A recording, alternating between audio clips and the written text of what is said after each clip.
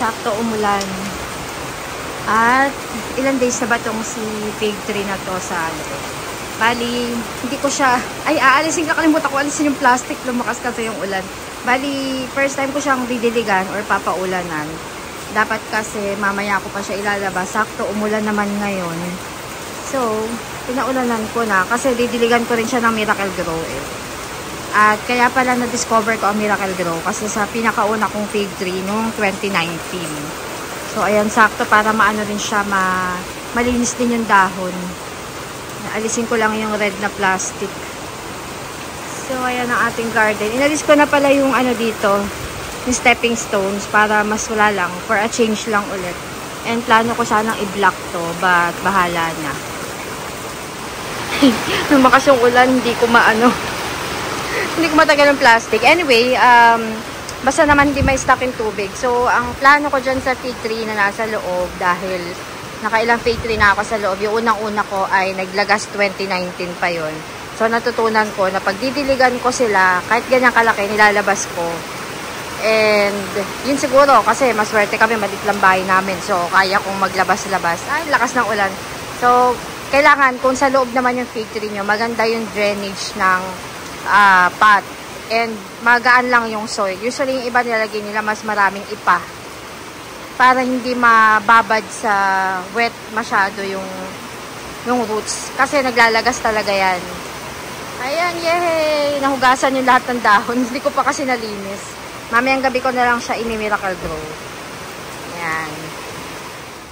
Hi guys, good morning. So ayan, share ko na rin sa inyo yung mga bagong plants. Nakita niyo na sa first part ng vlog. Hi Seri, nakita niyo na sa first part ng vlog yung bagong fig tree ko na malaki. Ayan, pinasok na siya ngayon. And may bago ulit na isa kasi wala, parang feel ko lang na magkaroon ng puno ulit sa loob ng bahay.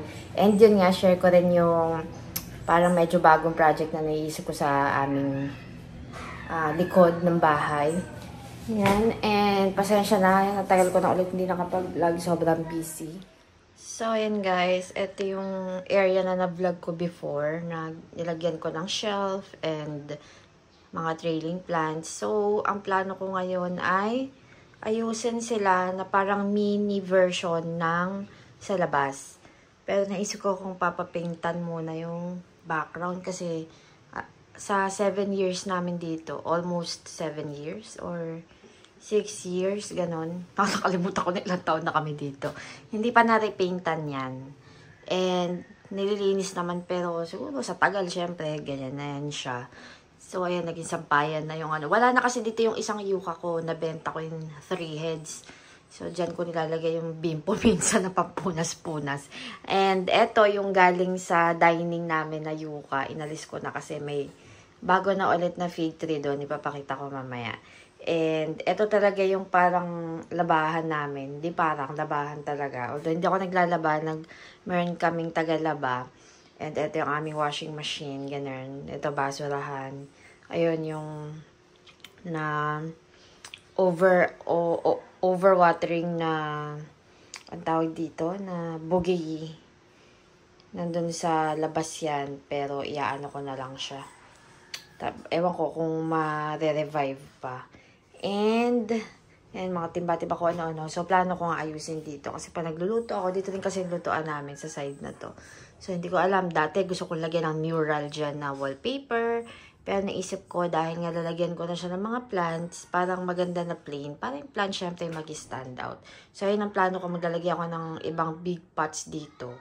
So, yun gagawin ko nga siya na parang mini version doon. Na hindi naman masyadong sisikip. Kasi nga, labahan to. Pero hindi kasi dito nagsasampay. Kasi pag na-spin na yung damit, diretso sa taas doon sinasampay. Ayan. Mataas na tong yuka na to. Kala ko nga mamamatay na rin to dati. Ito yung nasa labas eh. Tapos may trigon. Parang gusto ko maglagay ng layering dito. So, ito yung bago. Iba yung pinakita ko na pinaulanan kanina. So, ito yung bago. Kakadating-dating lang nito one day. One day ago. At, ayan siya. So, napili ko itong parang may spacing. Sabi ko, parang gusto ko nang nagpahanap ako kay Miss Wilma. Ayan, sa kanya ako bumili. Sa gusto ng link niya mag-comment lang kayo para i-share ko na lang or i-PM nyo ako sa Facebook page.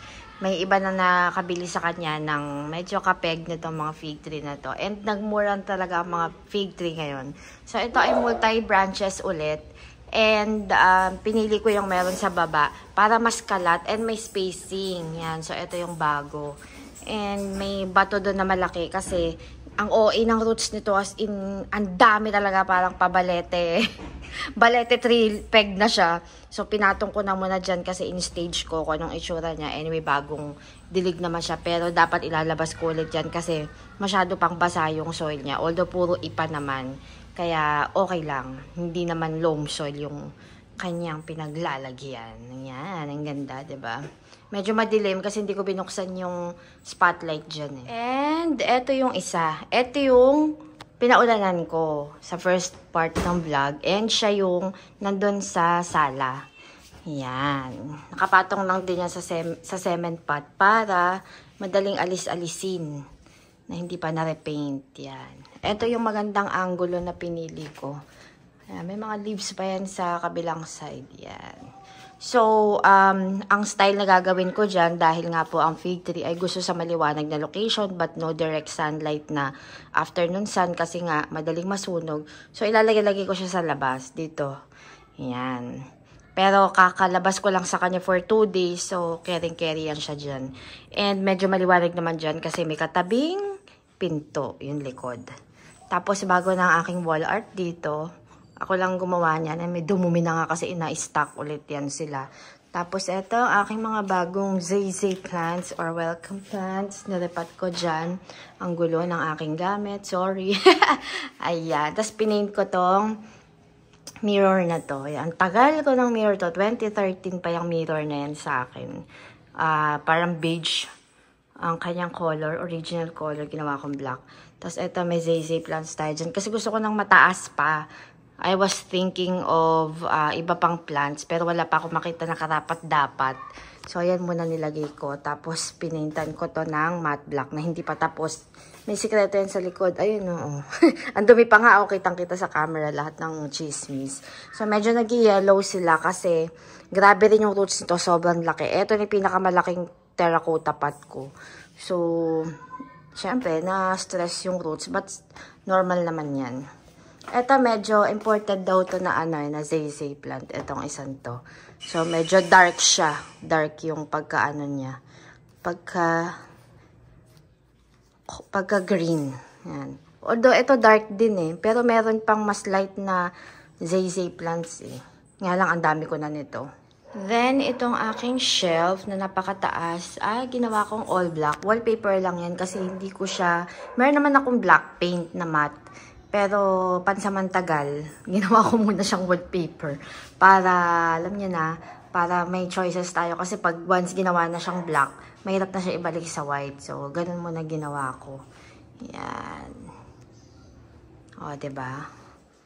Tapos, sinagyan ko lang dito ng parang spotlight para paggabi. May drama dyan sa wall art. Then, nagbalik ulit dyan si black na ang tawag dito, parang metal deer na Ang tagal na rin sa akin ito. Dati copper yan, binlock ko rin siya. Tapos yan si mirror. So, ayan ang mga ganaps. Tapos yan ang 2 tables. Diyan namin lagi nilalagay. Kakadating-dating lang kasi namin, hinatid si Rafa sa school. Pag nandito yan, pagdating namin, meron na yang wiwi ni Sedi. Ewan ko, lahat ng bilog gusto niyang ihian. Kahit ang tagal-tagal na niyan dito. Pero pag rectangle yung table namin, center table, hindi naman niya wini-wiwian. Ewan ko ba sa chihuahuang to. So, eto lang. Ang problem ko lang dito is, tinanggal ko na actually yung mga pangit na leaves. Ayan, kinat ko na sila. Kinat out ko na. Ang dami niyang ganon. But, nagustuhan ko naman siya dahil sa form. Kasi yun nga, yung isa ang nakalagay dito is parang isang bulky na parang hindi nakakahinga yung itsura. Natatakpan yung malaking part ng curtain. So, sabi ko, nagpahanap ako ng ganyan para maganda. Yan, kay Miss Wilma yan. PM nyo na lang ako pag gusto nyo ng link niya. Sa siya? Farmer's Garden. O, diba? Ang ganda-ganda. Mataas to mga 6 feet. Tapos ang OA ng roots, promise. Ayun lang naman guys, ang mga ganap sa tagal-tagal na hindi nakapag-vlog. Ang tagal ko nang gustong i-vlog yun, yung plano ko doon, pero hindi ko rin naman magawa. Ano ba sinasabi mo? So yun, ang plano kong ilagay doon ay pencil. Ikaw na lang. May taulan lolo ko. Pencil. O sige, bumaba ka na. Alam ko na may tinatago ang pagkain na sa ilalim ng sofa. Kasi binigyan ko siya ng cookies kanina. So ayun, i-share siguro next vlog ko for sure ay kung anong ayos na yung gagawin ko doon. Sobrang busy kasi, ang dami kong pinapadalang earring. So, pasingit-singit lang ako, pati pasundot-sundot sa pag-aayos-ayos ng bahay. Kasi naiba na naman ang feel ko. Kasi nga, di ba, parang every 2 years yung gusto kong maibang feel. Kasi 2 years ago na, December or November, yung nag-iba kami. Kasi puro all white gray to dati, di ba?